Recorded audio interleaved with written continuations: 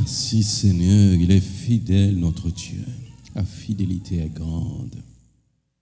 Nous vous prions de trouver Jean 11.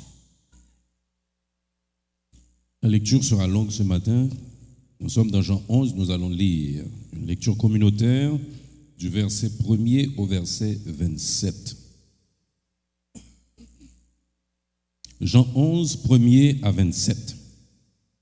Nous allons lire ensemble. Dès qu'on dit Jean 11, vous savez de qui il s'agit, pas vrai? Il s'agit de Lazare. Jean 11, 1er à 27, nous allons lire ensemble. Si vous avez cette portion, nous lisons. Il y avait un homme malade, Lazare de Béthanie, village de Marie et de Marthe, sa sœur. C'était cette Marie qui oignit de parfum le Seigneur et qui lui essuya les pieds avec ses cheveux, et c'était son frère Lazare qui était malade. Les sœurs envoyèrent dire à Jésus, « Seigneur, voici celui que tu aimes est malade. » Après avoir entendu cela, Jésus dit, « Cette maladie n'est point à la mort, mais elle est pour la gloire de Dieu, afin que le Fils de Dieu soit glorifié par elle. » Or, Jésus aimait Marthe et sa sœur et Lazare. Lors donc qu'il eut appris que Lazare était malade, il resta 2 jours encore dans le lieu où il était, et il dit ensuite aux disciples, « Retournons en Judée. » Les disciples lui dirent, « Rabbi, les Juifs tout récemment cherchaient à te lapider, et tu retournes en Judée. » Jésus répondit, « N'y a-t-il pas 12 heures au jour? Si quelqu'un marche pendant le jour, il ne bronche point, parce qu'il voit la lumière de ce monde. Mais si quelqu'un marche pendant la nuit, il bronche, parce que la lumière n'est pas en lui. » Après ces paroles, il leur dit, « Lazare, notre ami, dort, mais je vais le réveiller. » Les disciples lui dirent, « Seigneur, s'il dort, il sera guéri. » Jésus avait parlé de sa mort, mais ils crurent qu'il parlait de l'assoupissement du sommeil.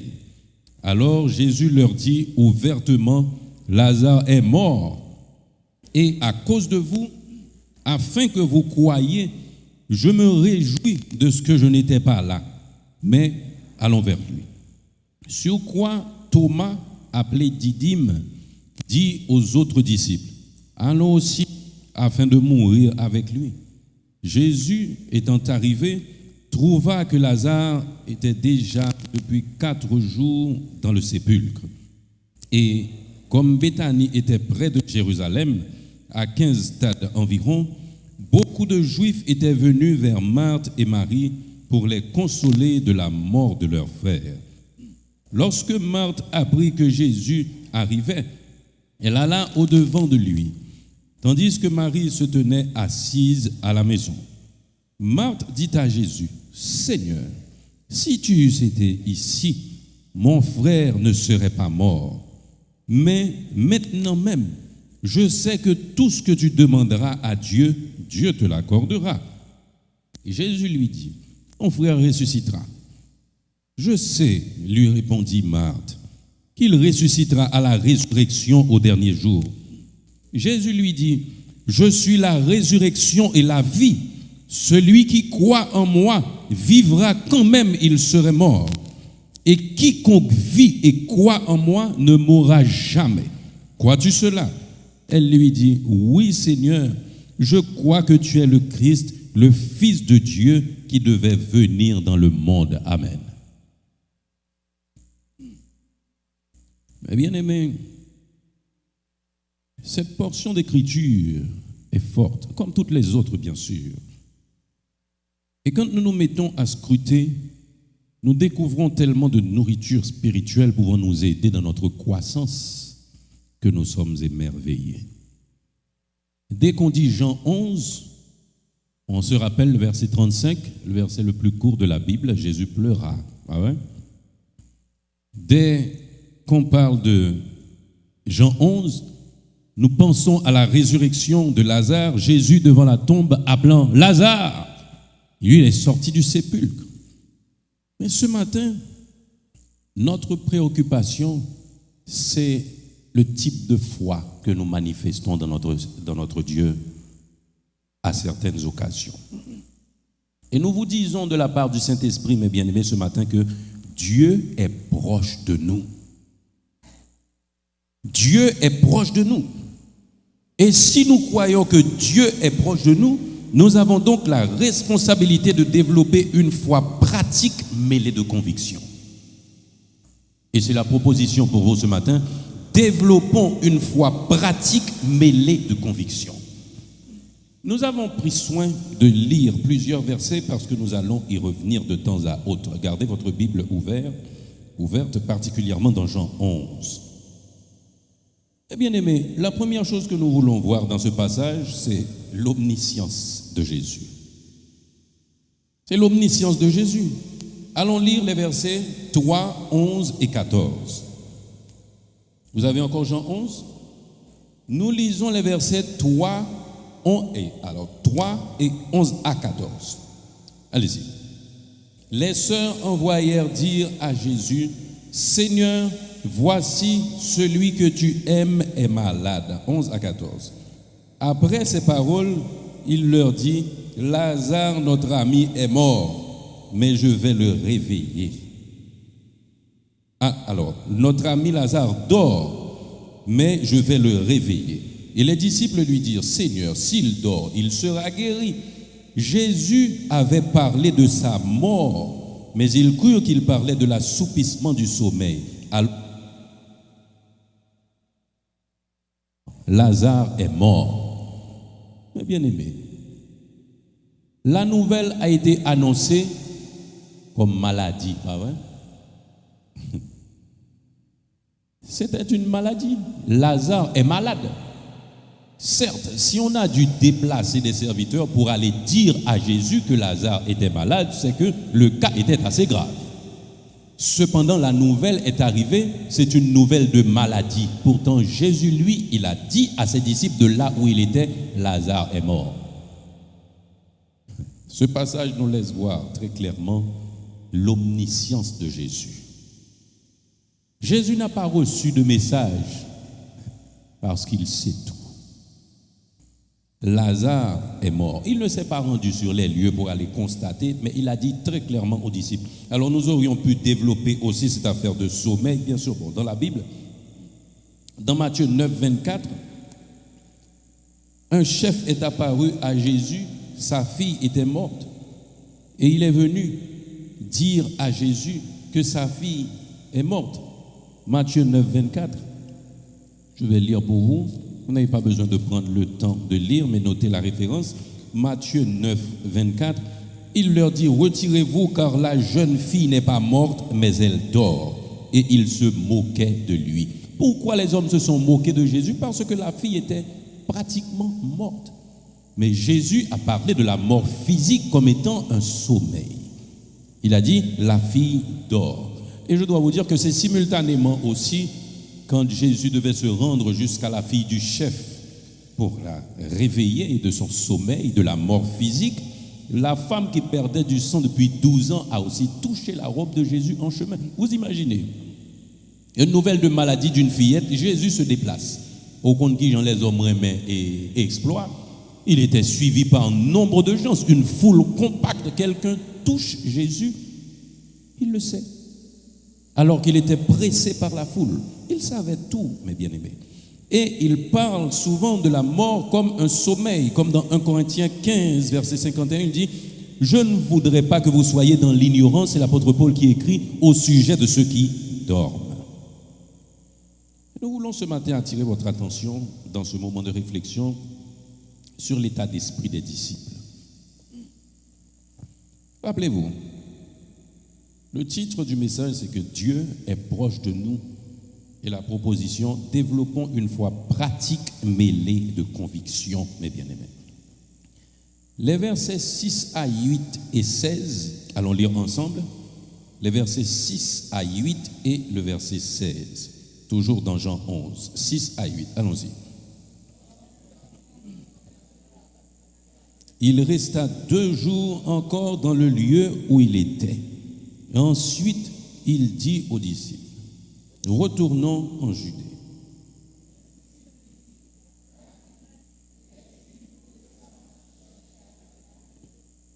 Et tu retournes en Judée. Verset 16.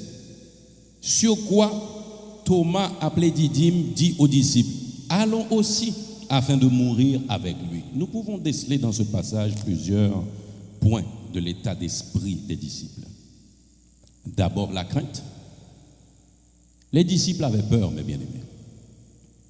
Vous savez qu'à chaque fois que Jésus opérait des prodiges et des miracles, cela dérangeait les ennemis du christianisme. Cela ne faisait pas leur affaire. Et les Sadducéens, les pharisiens ont essayé à plusieurs reprises de mettre la main sur Jésus pour le lapider.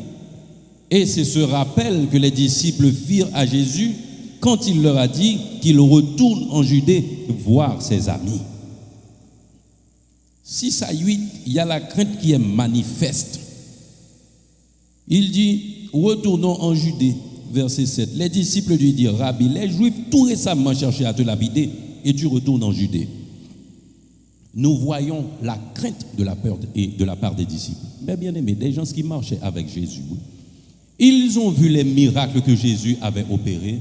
Ils ont vu qu'ils ont essayé d'attraper Jésus à plusieurs reprises. Il s'est échappé. Ils n'ont su comment. Mais j'aime quand la Bible me dit il disparut au milieu de la foule. Je dis intellectuels que nous sommes, les nous dont moun point disparaître, dit pas quoi. Mais bien aimé, nous sommes aux 2/3 immatériels. Il y a des choses que nous devons admettre automatiquement. Jésus disparut au milieu de la foule. Malgré disciples, ouais ça. Vous comprenez l'état d'esprit, cette crainte. Mais avec cette crainte, nous voyons aussi une résignation parce qu'ils étaient attachés à Jésus. Le verset 16 me dit, sur quoi Thomas l'incrédule, sur quoi Thomas, appelé Didyme, dit aux autres disciples, allons aussi afin de mourir avec lui. Pourquoi? Parce que dans leur esprit, s'ils retournent en Judée, ils ont déjà mouru. Et tous ceux qui accompagnent aussi le maître en Judée seront lapidés. Mais Thomas se résigne à aller parce que son maître lui a demandé.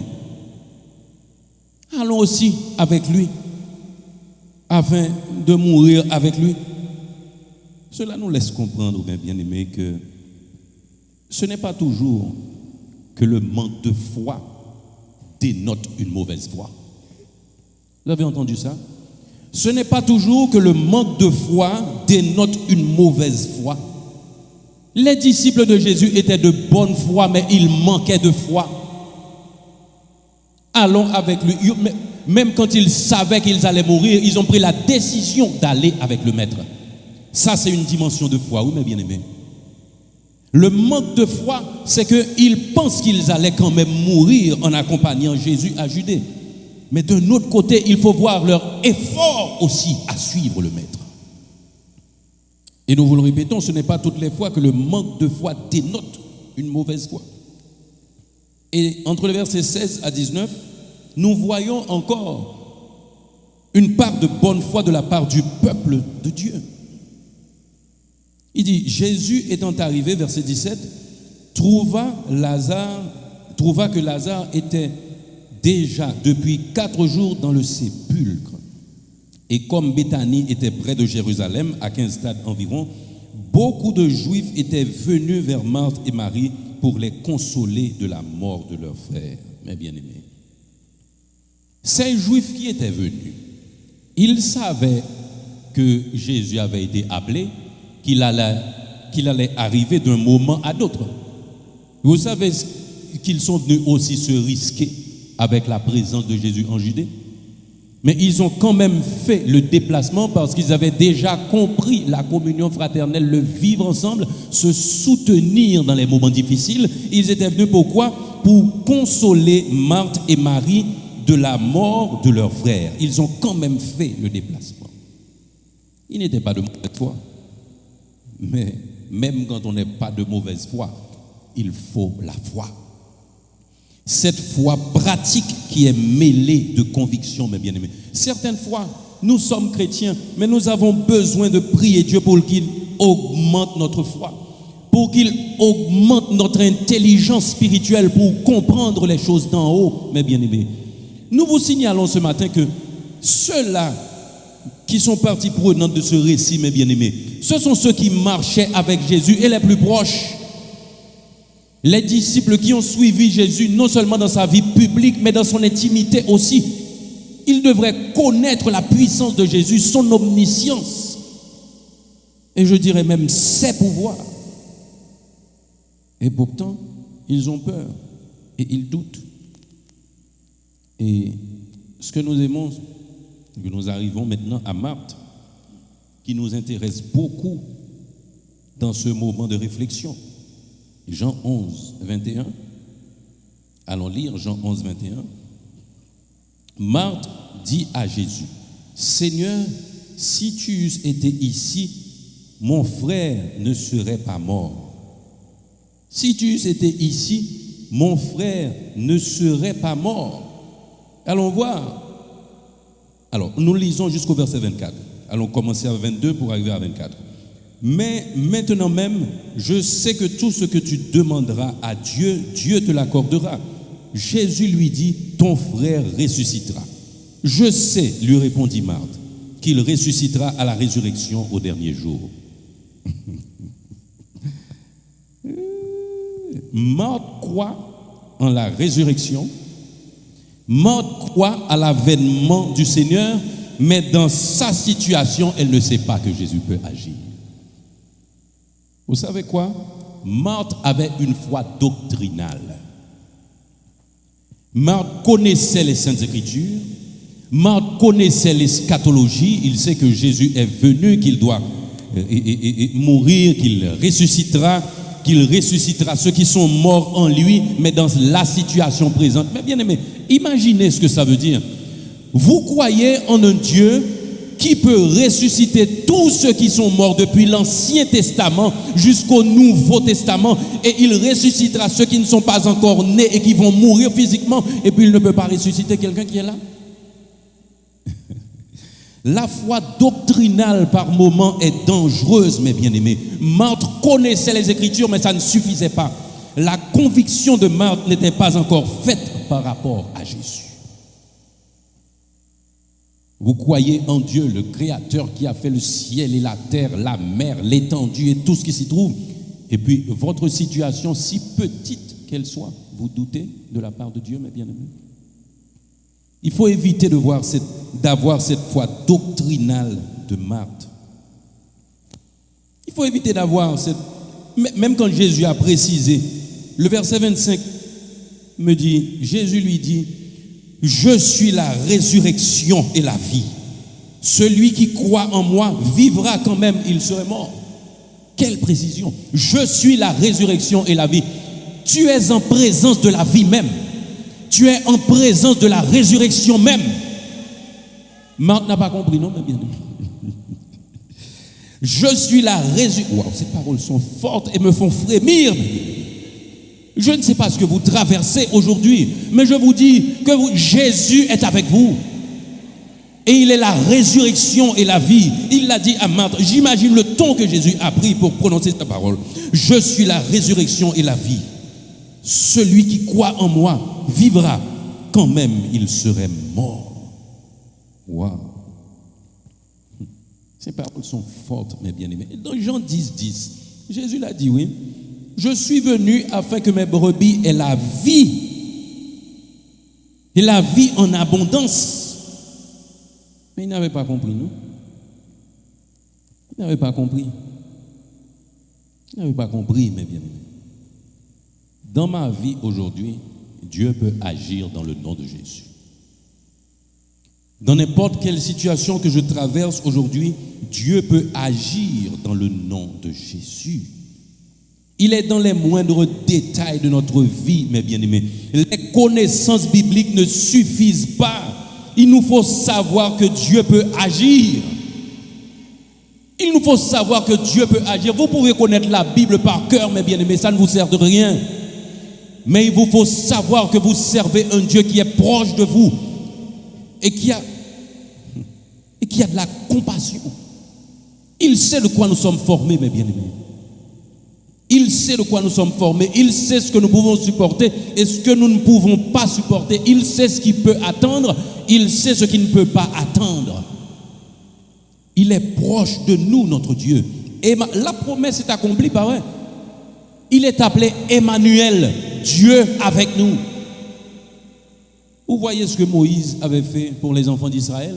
Parce qu'il était devenu Dieu pour Pharaon. Eh bien, Moïse était Dieu devant le peuple d'Israël et devant Pharaon.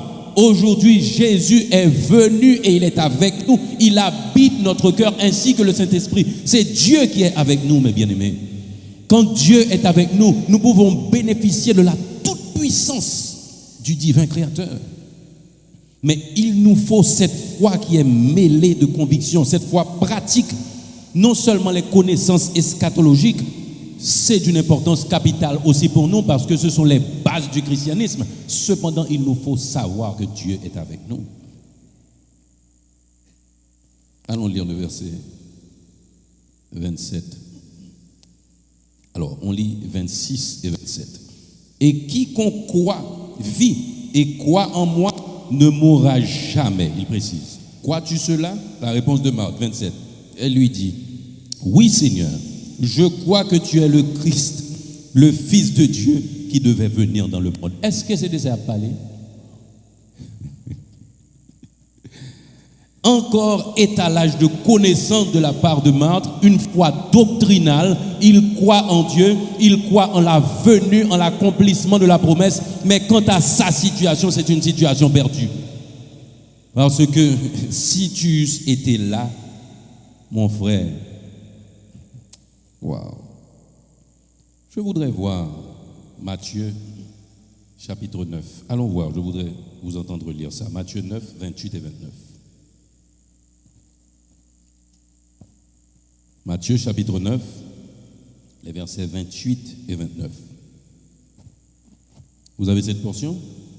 Si vous l'avez, nous lisons ensemble. Lorsqu'il fut arrivé à la maison, les aveugles s'approchèrent de lui. Et Jésus leur dit, croyez-vous que je puisse faire cela? Oui, Seigneur, lui répondirent-ils. Alors, il leur toucha les yeux en disant, qu'il vous soit fait selon votre foi. Waouh! Qu'il vous soit fait selon votre foi. Vous savez ce que je découvre? Avec une certaine tristesse et un pincement au cœur, mes bien-aimés, c'est que des aveugles voient mieux que les disciples. Certaines fois, nos yeux charnels nous empêchent de voir la gloire de Dieu et de comprendre les choses spirituelles. Ceux qui marchaient avec Jésus n'ont pas compris sa puissance et ne savaient pas qu'il pouvait agir dans leur situation précise, mais des aveugles à qui il a demandé la question, croyez-vous que je puisse faire cela? Ils ont répondu sans hésitation, nous le croyons, alors qu'ils ne voyaient pas. Sachez fermer vos yeux physiques des fois, mes bien-aimés. Vous savez, quand vous voyez trop bien intellectuellement, quand les connaissances vous barrent la gloire de Dieu, mes bien-aimés, cela vous empêche de jouir de la toute-puissance de Dieu. Des aveugles ont bénéficié sans forme de procès de la guérison de Jésus. Mais les disciples, vous savez ce que je comprends aussi? De plus près vous regardez, moins vous voyez. De plus près vous regardez, moins vous voyez. Les disciples étaient avec Jésus et le prophète n'est jamais respecté dans sa ville. Il n'est jamais reconnu comme prophète dans sa ville. Il y a des petits bébés à cap grandi, il y a des labouellettes, il y a des Jésus pas faire des autres, non? Parce que des autres, si on ne pas péché, c'est actif, pour le grandir, il faut le battre col. OK, qu'on y a tout ça là, regardez le qu'on y arrivé, et pas petit Joseph là, n'est cap travail bois. Vous pas comprendre? Yo connaissent trop, yo trop près. Mais ceux qui sont éloignés, qui entendent les nouvelles des bruits que font les miracles de Jésus, ces prodiges, c'est tant y a tant première occasion pour joindre.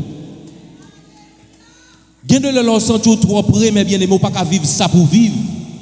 Quand vos yeux charnels sont trop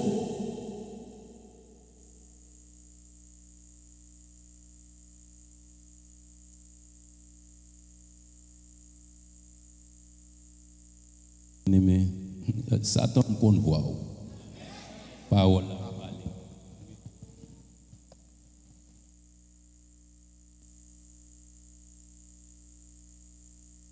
Occupons-nous bien aimé, parole la fin de parler.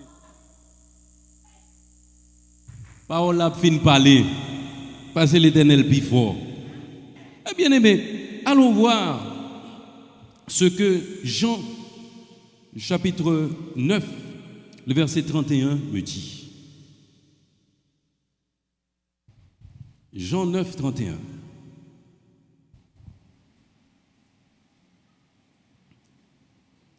Vous avez la portion? Lisons. Nous savons que Dieu n'exauce point les pécheurs, mais si quelqu'un l'honore et fait sa volonté, c'est celui-là qui l'exauce. Ah, j'aime cette portion, mes bien-aimés. Pour ceux qui pensent pouvoir vivre de n'importe quelle manière et obtenir l'exaucement de Dieu, Jésus a prononcé ces paroles. Alors, ce que j'aime, c'est que c'est l'éternité de Jésus, c'est sa souveraineté aussi. Il ne respecte pas la concordance des temps. Je savais que tu m'exauces toujours. Ça va pas français, non, mais bien aimé. Je savais que tu m'exauces toujours, parce qu'il est éternel. Il est éternel. Dieu exauce ceux qui l'honorent et qui font sa volonté. Et Jésus était en parfaite communion avec Dieu. Il n'agissait pas de lui-même, il agissait selon Dieu. N'était-ce pas la réflexion de notre bien-aimée sœur Rose Kerline? Quand il y a l'unité, mes bien-aimés, nous avons de la puissance. Quand il y a l'unité, nous avons la puissance, mes bien-aimés. Dieu exauce, mais il y a des conditions à respecter. Ceux qui honorent Dieu, et comment honorer Dieu? C'est pas préparer un gâteau pour lui, c'est pas acheter fleurs pour lui, mais c'est dans la vie que vous faites honneur à Dieu. Quand vous portez un nom, mes bien-aimés, qui vous vient de votre ascendant, de votre parent, quand vous vivez dans l'intégrité, quand vous vivez dans la droiture, vous faites honneur à vos parents. Et quand vous vivez selon la volonté de Dieu, vous faites honneur à Dieu, mes bien-aimés. Il vous exauce. Marthe a lancé 2 points essentiels du christianisme, c'est vrai. L'avènement du Seigneur, sa venue au monde, mais elle ne comprenait pas que Jésus pouvait agir dans la mort de Lazare. Et c'était ça, oui, mes bien-aimés, la tristesse de Jésus. Quand nous disons Jésus pleura, ce n'est pas parce que Lazare était mort, non? On sait que la vie est pour le monde mourir pour le crier. Et qui ça Lazare était pour les 100 000. Vous ne comprenez pas. Quand la Bible nous dit, il frémit en son esprit. La Bible a précisé, Jésus frémit en son esprit. Ce n'est pas dans son cœur qu'il a frémi. C'est en termes de connaissance de la parole qui manquait à ses disciples qu'il a frémi. Il fut aussi ému de compassion. Parce qu'il nous aime. Parce qu'il nous aime, mes bien-aimés. Et nous vous disons ce matin, en guise de conclusion, que pour développer cette foi pratique mêlée de conviction, il y a une attitude. Et nous sommes toujours dans Jean 11, nous allons lire les versets 9 et 10. Jean 11, versets 9 et 10. Vous avez cette portion? Alors, allons prendre à partir du verset 8. Les disciples lui dirent, Rabbi, les Juifs tout récemment cherchaient à te lapider et tu retournes en Judée. Jésus répondit, n'y a-t-il pas 12 heures au jour? Si quelqu'un marche pendant le jour, il ne bronche point, parce qu'il voit la lumière de ce monde. Mais si quelqu'un marche pendant la nuit, il bronche, parce que la lumière n'est pas en lui. Les disciples, jusqu'ici, n'avaient pas compris, non? Ils pensaient que Jésus parlait du nombre de jours, du nombre d'heures qui se trouvent dans un jour. Et Jésus a dit, n'y a-t-il pas 12 heures dans un jour? Normalement, c'est 12 heures de clarté et 12 heures de noirceur. 12 heures de clarté et 12 heures de noirceur. Jésus voulait parler de l'attitude qui doit accompagner l'enfant de Dieu, mes bien-aimés. Jésus parlait de la lumière qui devait se trouver dans le cœur de ses enfants. Et c'est la raison pour laquelle, dans Jean 1er, les versets 4 à 9, je lis, « En elle était la vie, la parole, et la vie était la lumière des hommes. La lumière luit dans les ténèbres, et les ténèbres ne l'ont point reçue. Il y eut un homme envoyé de Dieu, son nom était Jean. Il vint pour servir de témoin, pour rendre témoignage à la lumière, afin que tous crussent par lui. Il n'était pas la lumière, mais il parut pour rendre témoignage à la lumière. Cette lumière était la véritable lumière qui, en venant dans le monde, éclaire tout homme. » Jésus voulait rappeler aux disciples, mes bien-aimés, qu'il n'était pas n'importe qui, qu'il ne faisait pas partie de ceux qui pouvaient avoir peur en agissant pour son maître.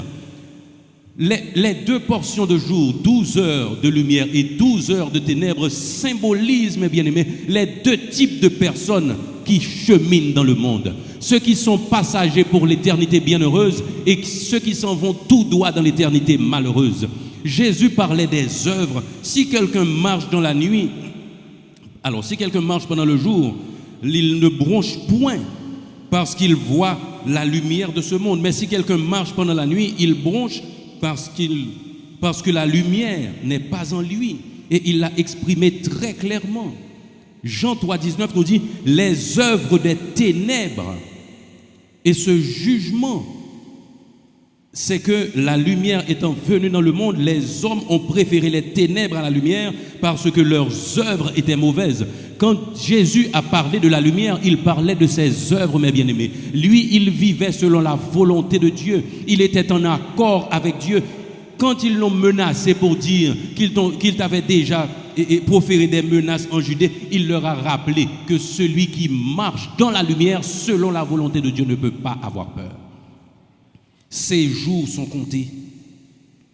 Ces jours sont comptés. Jean 8,12 me dit, Jésus leur parla de nouveau et dit, « Je suis la lumière du monde. Celui qui me suit ne marchera pas dans les ténèbres, mais il aura la lumière de la vie. » Même si nous suivons moins, côté où tu fais menace, là, nous pas gagner. Parce que vous êtes avec celui qui est en accord avec Dieu, vous êtes protégés. Mais bien aimé, la foi a des dimensions que nous devons découvrir.